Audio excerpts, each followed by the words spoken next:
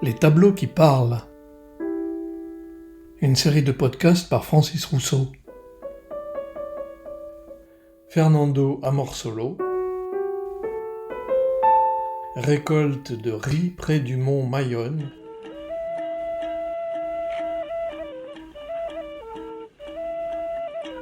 À voir cette paisible scène champêtre de femmes coiffées d'élégants chapeaux de paille de riz en forme de cône, les pieds dans l'eau des rizières, récoltant les précieux grains par une belle matinée, on a beaucoup de mal à imaginer que le mont Mayonne, que l'on voit fumer à l'arrière-plan de la composition, est le volcan le plus actif des Philippines, avec pas moins de 50 éruptions en moins de 4 siècles, dont certaines extrêmement meurtrières.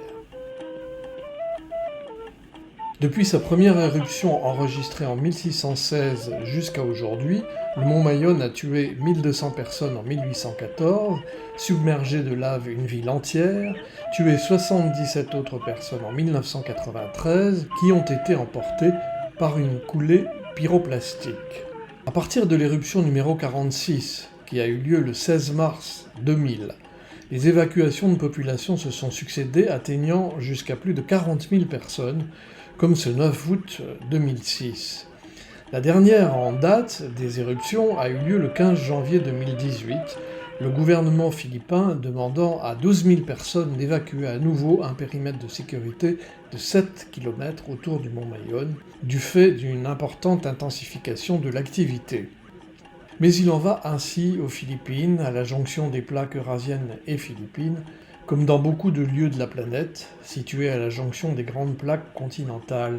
On ne pense pas tous les jours, heureusement, à l'imminence de la catastrophe, et les paysans et les paysannes se coiffent du même cône que celui du volcan, comme pour mieux conjurer le sort.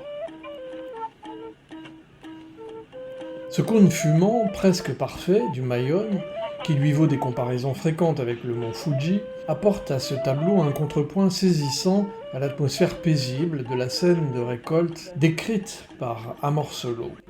La petite ville que l'on aperçoit au pied du volcan, sans doute la ville de Legazpi, s'étend derrière les rizières dont la fertilité du limon doit sûrement beaucoup aux cendres volcaniques. Un bouquet de palmiers et de joncs en fleurs sur la gauche et un autre bouquet de verdure sur la droite viennent rompre la monotonie de cette plaine très fertile. Fernando Amorsolo, s'étant toute sa vie refusé à peindre des paysages aussi beaux fussent-ils sans y introduire des personnages, a parsemé sa composition de 3 groupes humains très affairés.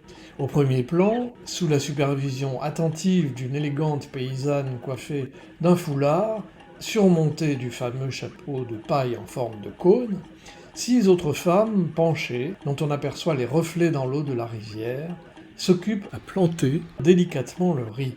Une autre femme du groupe se relève pour retenir son foulard qui s'envole sous le vent, dont la direction est donnée par les joncs sur le bord de la rizière. Au second plan, dans une autre parcelle de la rizière dont on voit bien les grandes divisions végétales rectangulaires, un homme chapeauté, lui aussi d'un cône de paille, pousse sa charrue et trace son sillon solitaire tiré par un zébu.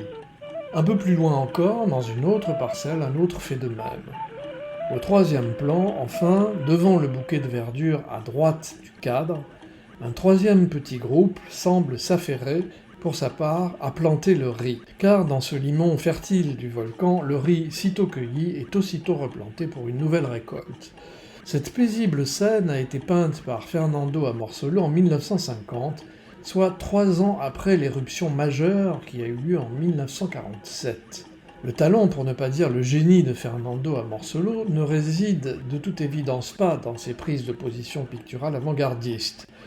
Il s'est simplement contenté de peindre toute sa vie durant soit des jolies femmes qui l'entouraient, soit la nature somptueuse de ces îles philippines, les volcans et le monde rural de son époque, mais avec un rendu lumineux tout à fait prodigieux, à travers lequel ceux qui connaissent les Philippines, et Luzon en particulier, retrouvent tout de suite la légèreté de l'air et la fluidité de la lumière si spéciale à cette partie du monde. Peu connu en Europe et encore moins en France, Fernando Cueto Amorsolo était l'un des artisans les plus importants de l'histoire de la peinture aux Philippines, d'ailleurs élevé au rang d'artiste national. Dès 1922, son rice planting figurait sur des affiches et des brochures touristiques avant de devenir une des images les plus populaires des Philippines. À partir de 1930, il expose à l'étranger et se fait l'ambassadeur d'une peinture à la tonalité pastorale, résolument optimiste et lumineuse. La Seconde Guerre mondiale va changer cette vision en scène plus sombre, mais ce sinistre épisode passé, Amorsolo, dont le nom signifie tout de même seulement l'amour, revient aux scènes calmes et paisibles qu'il affectionne tant. Devenu célèbre dans son pays aussi bien qu'aux États-Unis, il répondait scrupuleusement à toutes les commandes, et jusqu'à sa mort, il peignit en moyenne 10 tableaux par mois, laissant un œuvre de plus de 10 000 tableaux. Quelles que soient les circonstances douloureuses de la vie qu'il a eu à traverser, et il y en a eu beaucoup, comme la perte de 2 enfants par exemple, Fernando Amorsolo ne s'est jamais séparé de sa vision optimiste et lumineuse du monde et des volcans qui l'entouraient. Il ne les a par exemple jamais représentés de façon menaçante, même s'ils le sont, et jamais représentés en pleine éruption. Après tout, ne vivrons-nous pas tous constamment au-dessus de notre propre petit volcan ?